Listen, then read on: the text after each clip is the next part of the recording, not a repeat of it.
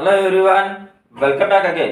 तो standard seventh mathematics में हमने जो लेसन स्टार्ट किया है that is ratio and proportion. तो इसमें हमने अभी तक एक्सरसाइज 9.3 जो है कोडा की बुक से वहाँ तक हमने पूरा पोर्शन कंप्लीट किया है। तो अगर अभी तक की वीडियोस आपने मिस किए हैं तो उनकी लिंक आपको इस वीडियो के डिस्क्रिप्शन में मिल जाएंगी। तो आज हम देखने वाले हैं, इसी चैप्टर को कंटिन्यू करते हैं। Today we will see keeping the things in proportion and getting solutions. तो हमें अलग अलग तरह के जो एग्जांपल्स अभी हम देखेंगे उनमें आप जो दो क्वांटिटीज है उन क्वांटिटीज को प्रोपोर्शन में रखकर हम उसको कैसे सॉल्व करते हैं वो आज सीखेंगे। अब इसको सॉल्व करने के लिए जैसे अभी बता दो कि वन आर्टिकल की आपको प्राइस दिए और वन से ज्यादा आर्टिकल की प्राइस आपको फाइंड करनी है। तो इसके पहले हमने इसके बारे में लास्ट ईयर में भी देखा है कि वन से मोर की वैल्यूज फाइंड करने के लिए हम उनका प्रोडक्ट करते हैं। ठीक है, फॉर एग्जांपल आपको ऐसा एग्जांपल दिया तो प्राइस ऑफ वन रोज की प्राइस अगर आपको दी है ₹5। ठीक है, और आपको कहा है कि 10 रोज की प्राइस फाइंड करो, तो आप क्या करोगे, ₹5 इंटू 10 करोगे। ये हो गई हमारे यूनिटरी मेथड। एक और इसी तरह से एग्जांपल, जैसे आपको कहा है कि कॉस्ट ऑफ वन पेन, मतलब आपको पेन दिया है और उसकी यहाँ पे प्राइस दी है। आपको कहा कि 8 पेन की प्राइस है ₹40 और आपको कहा है कि 15 पेन की प्राइस फाइंड करो। तो हम इसमें क्या करते हैं, पहले 8 पेन से हम 1 पेन की वैल्यू फाइंड करते हैं और फिर 1 पेन से हम 15 पेन की वैल्यू फाइंड करेंगे, है ना। तो मेनी से 1 की वैल्यू फाइंड करना और 1 से मेनी की वैल्यू फाइंड करना, ये भी हमने यूनिटरी मेथड में देखा है। ठीक है, तो आज जो हम देखेंगे एग्जांपल्स जो डिपेंड है यूनिटरी मेथड पे, लेकिन उन एग्जांपल्स को हम सॉल्व करेंगे प्रोपोर्शन के इससे। अब आप देखोगे कि जो वेरिएशंस है इसके जो एग्जांपल्स है वो दो तरीके से हमें देखने मिलेंगे। वो कौन से वेरिएशंस, वैसे ही दो टाइप्स के हैं।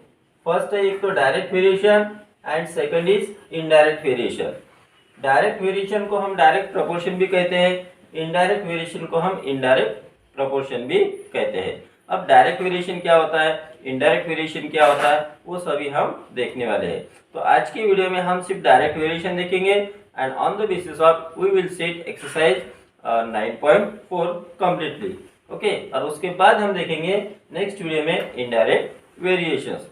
तो अगर आप मेरे चैनल पे नए हो तो चैनल को प्लीज सब्सक्राइब करो, बेल आइकन को प्रेस करो, और वीडियो अच्छा लगे तो लाइक करो और अपने फ्रेंड्स के साथ शेयर करो। तो चलो स्टार्ट करते हैं direct variation. So first we will see direct variation. अब डायरेक्ट वेरिएशन क्या होता है, इसके किस किस किस तरह के एग्जांपल्स होते हैं वो अभी हम देखेंगे। So when two quantities X and Y, दो अलग क्वांटिटीज है। मान लो कि एक क्वांटिटी एक्स है, दूसरी क्वांटिटी वाई है। ये दो quantity such that the ratio of X and Y is X upon Y remain constant. अब एक्स और वाई का रेशियो इस तरह से लिखते हैं हम, ratio of X and Y that is equal to, हम इसको ऐसे लिखते हैं एक्स अपॉन वाई। अगर ये रेशियो कांस्टेंट है, दो क्वांटिटी का रेशियो अगर कांस्टेंट है, then we can say that X and Y very directly. तो एक्स और वाई में डायरेक्ट वेरिएशन है। फॉर एग्जांपल हम देखते हैं इसको। अब कैसे, एक और बात समझ लो, this is the symbol of variation. ठीक है, तो ये हो गया अभी डायरेक्ट वेरिएशन। तो X vary directly with Y, इसको हमें ऐसे रीड करना है, X vary directly with Y. अब इसका मतलब होता है X equal to K Y, K is the constant. तो X upon Y is equal to हो गया के। Got it. अब देखो कि इसमें किस तरह से एग्जांपल आते हैं और डायरेक्ट वेरिएशन कैसे आपको पहचानना है। For example, the cost of article varies directly as the number of articles. तो आर्टिकल्स की जो कॉस्ट है वो कैसे नंबर ऑफ आर्टिकल से डायरेक्टली वेरी होती है। तो आर्टिकल्स जैसे बढ़ेंगे तो उसकी कॉस्ट भी बढ़ेंगी, नंबर ऑफ आर्टिकल्स कम है तो टोटल कॉस्ट भी कम होंगी, इस तरह से। तो इसमें होता है direct variation. The work done varies directly as the number of men at work. Work done और number of men at work, ये दो जो क्वांटिटीज है ये भी, इनमें भी डायरेक्ट वेरिएशन होता है। जैसे किसी काम के लिए नंबर ऑफ जो वर्कर है वो अगर बढ़ गए, है ना, तो काम जल्दी खत्म होगा। ठीक है, more men at work more work, sorry, इसको कहने का मतलब है कि ज्यादा लोग काम करेंगे तो ज्यादा काम होगा, कम लोग काम करेंगे तो काम कम होगा। तो इस तरह से ये है कि ये जो दो तरह के एग्जांपल्स है जिसमें हम इसको डायरेक्ट वेरिएशन समझ सकते हैं। ठीक है, so now we will see exercise 9.4 that is I taken from Cordoba book. All these examples are based on direct variation. वो कैसे, चलो देखते हैं। इन एग्जांपल्स को आप यूनिटरी मेथड से भी सॉल्व कर सकते हो, और जो सेकंड मेथड में बताऊंगा कि वेरिएशन मेथड से इसको कैसे सॉल्व करना है। तो see first here the cost of 8 book is ₹72. So first we will write here cost of 8 books equal to cost of 8 books equal to ₹75 72। हमें क्या पूछा है, find the cost of 20 book. तो 8 बुक की cost दी है, इससे हमें पहले फाइंड करनी होगी 1 बुक की कॉस्ट, और 1 बुक के बाद हम फाइंड कर सकते हैं 20 बुक की cost. So this is the unitary method, therefore we will write here cost of 1 book equal to cost of 1 book equal to, more से 1 की वैल्यू फाइंड करना है तो मोर से 1 की वैल्यू फाइंड करने के लिए हम डिवाइड करते हैं। So we will write here ₹72 divided by 8, so we will get here ₹9। ये हो गई 1 बुक की cost. Now we will find therefore cost of 20 books is equal to, अब देखो 1 से मोर की वैल्यू फाइंड करना है। 1 से मोर की वैल्यू फाइंड करने के लिए हम मल्टीप्लाई करते हैं। So we will get here ₹9 multiply 20, so we will get ₹180। so this is the cost of 20 book. अब ये तो हो गया यूनिटरी मेथड से। अब इसको हम दूसरी मेथड से सॉल्व कर सकते हैं, दैट इज वेरिएशन मेथड। अब यहाँ पे दो क्वांटिटी दी है, नंबर ऑफ बुक्स दिए है और उसकी कॉस्ट दी है। ठीक है, कॉस्ट दी है रुपीज में। So we write here books, first quantity है हमारे पास बुक्स, सेकंड क्वांटिटी है कॉस्ट, और कॉस्ट दी है रुपीज में। तो सबसे पहले नंबर ऑफ बुक्स कितने हैं, 8 है, और 8 बुक की कॉस्ट कितनी है, 72। अब हमें 20 बुक्स की कॉस्ट फाइंड करनी है। अभी नंबर ऑफ बुक्स कितने हैं, 20, और इसकी कॉस्ट हमें पता नहीं। मान लो कि इसकी जो कॉस्ट है वो है X रुपीज। ठीक है, अब देखो यहाँ पे बुक्स की प्राइस, बुक्स बढ़ गए, नंबर ऑफ बुक्स इंक्रीज हो गए। पहले 8 बुक्स थे, अब 20 बुक्स हो गए, तो उसकी कॉस्ट भी क्या हो जाएगी, इंक्रीज हो जाएगी। तो इस तरह से हम एरो दिखाते हैं कि दोनों क्वांटिटीज बढ़ेगी। ठीक है, अब दोनों क्वांटिटीज बढ़ना या दोनों क्वांटिटी घटना एक साथ में, उसको हम कहते हैं डायरेक्ट वेरिएशन। इसका मतलब क्या हुआ, books varies directly with the cost. So we write here number of books, ये होगी first quantity, number of books varies directly, number of books varies directly with cost of books. इनमें हो गया ये डायरेक्ट वेरिएशन। अब जब दो quantity में डायरेक्ट वेरिएशन होता है, इसका मतलब उनका जो रेशियो है वो कांस्टेंट होता है, therefore we will write here. अब इन दोनों का रेशियो, जैसे बुक्स का कॉस्ट के साथ रेशियो, तो 8 का 72 के रेशियो 8:72 इक्वल टू हो जाएगा 22:x। इसको हम लिखेंगे 8/72 is equal to 20/x। Cross multiply करो, so we will get here 8 1 8, 8 9 72। अब क्रॉस मल्टीप्लाई करेंगे, x equal to 9 into 20, that is equal to हो गया 180।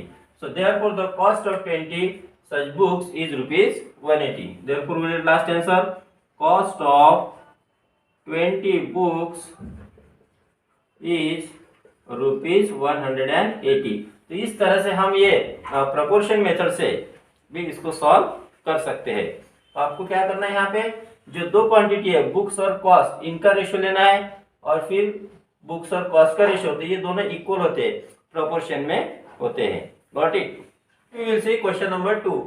The weight of 16 bags of rice is 240 kg. How many bags will weigh 90 kg? तो 240 kg 16 bags का wait है, तो 90 kg कितने bags का वेट रहेगा, ये हमें पूछा है। अब यहाँ पे गौर से देखो, यहाँ पे दो क्वांटिटीज है, एक है नंबर ऑफ बैग्स और सेकंड है वेट। तो पहले हम इसको लिख लेते हैं इस तरह से, नंबर ऑफ बैग्स ये होगी हमारी फर्स्ट क्वांटिटी, और जो वेट है वो हो गई सेकंड क्वांटिटी। तो वेट जो है वो दिया है केजी में, तो इसको इस तरह से लिखेंगे। आप फिर से ध्यान में रखना इसको, आप इसको यूनिटरी मेथड से भी कर सकते हो और फिर इसको प्रोपोर्शन मेथड से भी कर सकते हो। तो अभी हम इसको प्रोपोर्शन मेथड से सॉल्व करेंगे। तो सबसे पहले नंबर ऑफ बैग्स कितने हैं, 16 है, और 16 बैग्स का वेट कितना दिया है, 240। अब हमें दिया है वेट 90, केजी और हमें पूछा है कि 90 केजी कितने बैग्स का वेट होगा। तो यहाँ पे हमें पता नहीं नंबर ऑफ बैग्स, तो हम लेते हैं नंबर ऑफ बैग्स एक्स। ठीक है, अब इसको हम सॉल्व करेंगे। अब दोनों क्वांटिटी को आप कंपेयर करो यहाँ पे। वो कैसे, यहाँ पे देखो वेट कम हुआ है, तो वेट अगर कम हुआ है तो नंबर ऑफ बैग्स भी कम होंगे, है ना। इसका मतलब क्या हुआ कि number of bags vary directly with weight. So we'll write here, therefore number of bags vary directly with weight। ठीक है, तो ये एग्जांपल हो गया डायरेक्ट वेरिएशन का। और डायरेक्ट वेरिएशन में दोनों क्वांटिटीज का जो रेशियो है वो सेम होता है, इक्वल होता है। Therefore we will write here bags का वेट के साथ रेशियो। तो पहले बैग्स वेट 16 थे, तो उसका वेट 240 केजी था, that will be equal to, अब नंबर ऑफ बैग एक्स है तो उसका वेट कितना है 90 केजी। अब इसको क्रॉस मल्टीप्लाई करेंगे, देयरफॉर 240 इंटू एक्स करो, 240 multiplied by x, that will be equal to 16 multiply 90।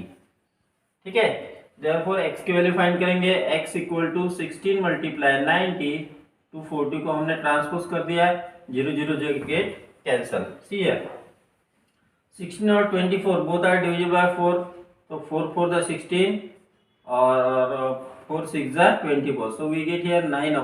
So that is equal to, अब क्या रहेगा यहाँ पे 4 मल्टीप्लाई यहाँ रह गया 9 upon 6। See here now 4 and 6 again divisible by 2, so 2 2 is 4, 2 3 is 6, that is equal to 2 into 9 upon 3, 3 1 is 3, 3 3 is 9 और 3 2 is हो गया 6। तो नंबर ऑफ बैग्स आ गए 6, तो 6 बैग्स का जो वेट है वो रहेगा 90 KG. therefore I will write here, so 6 bags will weigh 90 kg। इस तरह से आप इसको सॉल्व कर सकते हो। आप चाहे तो इसको यूनिटरी मेथड से भी सॉल्व कर सकते हो। वो कैसे, जैसे देखो 16 बैग्स का वेट कितना है 240 केजी, तो 1 बैग का वेट फाइंड करेंगे तो 240 डिवाइडेड बाय 16 हो गया। अभी आप इसको कैलकुलेट करो या ना करो, तो आगे है 90 मतलब 1 बैग का वेट इतना है, तो 90 मतलब 90 केजी वेट कितने बैग्स का है। चलो इसको कैलकुलेट कर लेते हो, 16 1 जा 16 रिमेन 80, तो 16 5 जा 80। ठीक है, तो 1 बैग का वेट हो गया 15 केजी, तो 90 केजी कितने बैग का वेट, तो आपको क्या करना है 90 को 15 से डिवाइड करना है, that is equal to 6 bags. तो 6 बैग्स का वेट होगा 90 केजी। तो इसको यूनिटरी मेथड से भी सॉल्व कर सकते हो या फिर आप चाहे तो इसको प्रोपोर्शन मेथड से भी सॉल्व कर सकते हो। Next we will see question number 5। Sunil cycles a distance of 65 kilometre at a speed of 13 kilometre per hour. तो साइकिल की स्पीड दी है हमें 13 किलोमीटर पर आवर। इसका मतलब क्या हुआ, 1 आवर में 13 किलोमीटर सुनील साइकिल से डिस्टेंस कवर करता है। How much time does he take to cover the distance. तो हमें पूछा है कि 65 किलोमीटर डिस्टेंस कवर करने के लिए वो कितना टाइम लेगा। तो सबसे पहले तो हम लिख लेते हैं इसकी स्पीड कितनी है। ठीक है, तो speed of cycle is equal to है 13 किलोमीटर पर आवर। इसका मतलब distance cover in 1 hour equal to 13 kilometre. Therefore distance covered in 1 hour is equal to हो गया हमारा 13 किलोमीटर। अब हमारे पास दो क्वांटिटी है यहाँ पे, एक तो है टाइम और दूसरा है डिस्टेंस, है ना। So we write here first time, या फिर पहले हम डिस्टेंस भी लिख सकते हैं, डिस्टेंस और टाइम, ये हमारे पास दो क्वांटिटी है। ठीक है, और टाइम हमें दिया है यहाँ पे आवर में और डिस्टेंस दिया है किलोमीटर में। सो इसको मैं थोड़ा दूर लिख रहा हूँ, डिस्टेंस दिया है यहाँ किलोमीटर में और यहाँ टाइम दिया है हमें आवर में। ठीक है, तो डिस्टेंस कितना है पहले 13 किलोमीटर। 13 किलोमीटर जाने के लिए कितना टाइम लगता है 1 आवर, और हमें पूछा है कि अब 65 किलोमीटर के लिए कितना टाइम लगेगा। हम मान लेते हैं कि x आवर उसको 65 किलोमीटर जाने के लिए लगने वाला है। तो अब इसको आप गौर से देखो, अभी डिस्टेंस जो है वो बढ़ गया है, तो डिस्टेंस अगर इंक्रीज हुआ है तो टाइम भी उसको ज्यादा लगेगा। तो यहाँ पे देखो कि एक क्वांटिटी बढ़ी तो दूसरी क्वांटिटी भी बढ़ने वाली है। इसका मतलब ये जो है डिस्टेंस और टाइम ये एक दूसरे के साथ इन डायरेक्ट वेरिएशन में होते हैं। So we will write here therefore distance varies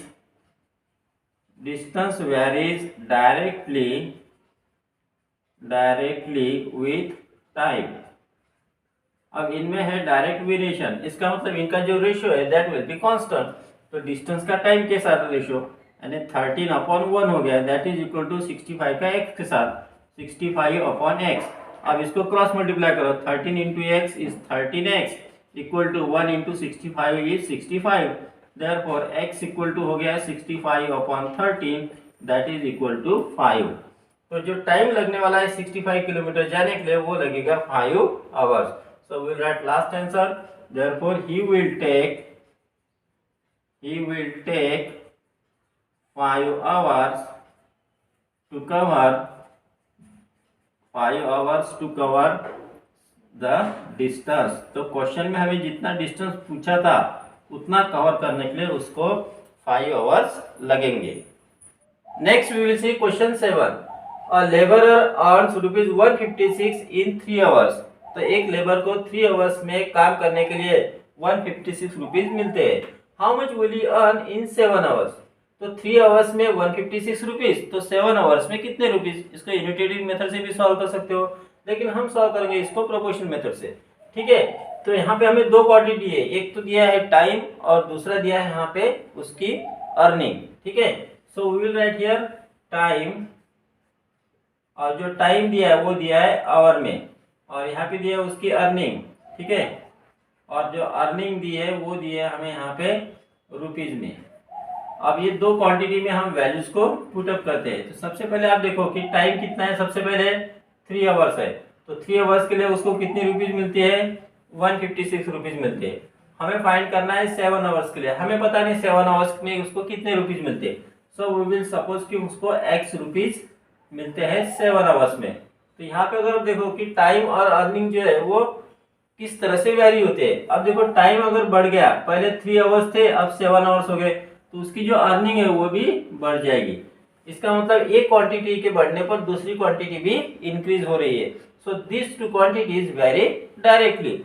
so we will write here time varies directly with earning. उसकी जो अर्निंग है वो यहाँ पे बढ़ रही है। ओके, देयरफॉर इसमें डायरेक्ट वेरिएशन है, तो इन दो क्वांटिटी का ratio. Therefore we will write time 3 hours है, तो 3 आवर्स के लिए 156 रुपीज मिलते हैं, that will be equal to, तो 7 आवर्स के लिए x रुपीज। तो इस तरह से हम इसको प्रोपोर्शन में लिख सकते हैं। अब इसको क्रॉस मल्टीप्लाई करो, 3 into x is 3x will be equal to 156 multiply 7। अब इसको कैलकुलेट नहीं करना है, आप 3 को ट्रांसपोज कर दो। Therefore you will get here x equal to 156 multiply 7 upon 3। 3 से 156 को डिवाइड करेंगे, so we'll get here 3 1 जा 3, 3 5 जा 15, 3 2 जा 6, so remain 52 multiply 7। ठीक है, so अब हम इन दोनों को मल्टीप्लाई करते हैं, तो 7 2 जा 14 कैरी 1, 7 5 जा 35 और 1 36, तो x की वैल्यू आ गई 364। इसका मतलब he will earn, we will write last answer, therefore he will earn rupees 364 in 7 hours। तो इस तरह से आप इसको variation method, direct proportion method से इसको सॉल्व कर सकते हो।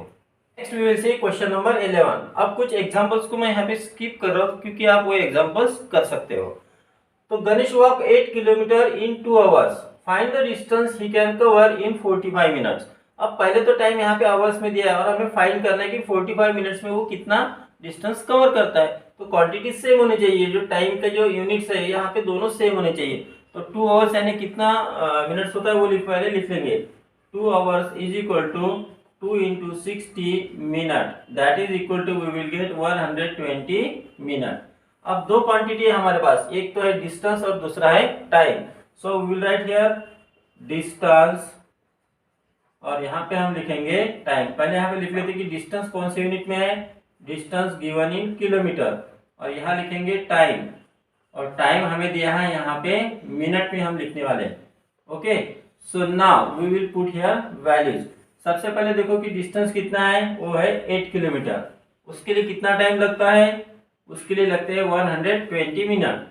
अब हमारे पास टाइम दिया है 45 मिनट और पूछा है कि कितना डिस्टेंस कवर करेगा। So will see x distance. हम मान लेते कि वो एक्स डिस्टेंस यहाँ पे कवर करेगा। अब यहाँ पे देखो जो टाइम है वो कम हो गया है, पहले 120 मिनट थे, अब 45 मिनट हो गया।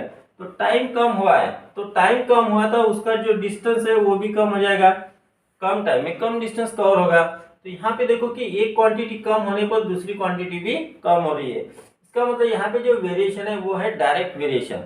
सो वी विल राइट हियर, यहाँ पे time and distance vary directly. आप इस तरह से भी लिख सकते हो, time and distance vary directly, यानी इनमें डायरेक्ट वेरिएशन है। ओके, देयरफॉर अब इन दोनों का जो रेशियो है that will be equal to इन दोनों का रेशियो। तो 8 और 120 का रेशियो यानी 8/120 हो गया, that is equal to x/45। अब क्रॉस मल्टीप्लाई करो तो सबसे पहले 120 इंटू एक्स को मल्टीप्लाई करेंगे, तो हो गया 120x इक्वल टू 8 इंटू 45। यहाँ पे कैलकुलेट नहीं करना है, आप 120 को ट्रांसपोज कर दो। Therefore x equal to 8 multiply 45 upon 120। देखो 8 से 120 डिविजिबल है। सो 8 1 जा 8, 8 1 जा 8, 8 5 जा 40, 15 1 जा 15, 15 3 जा 45। So you will get here 3। इसका मतलब उसको 45 मिनट में वो कितना डिस्टेंस कवर करेगा, 3 kilometre. So will write last answer here. So the distance, so will write here he can cover 3 kilometre in 45 minutes. तो इस तरह से ये क्वेश्चन है। Got it.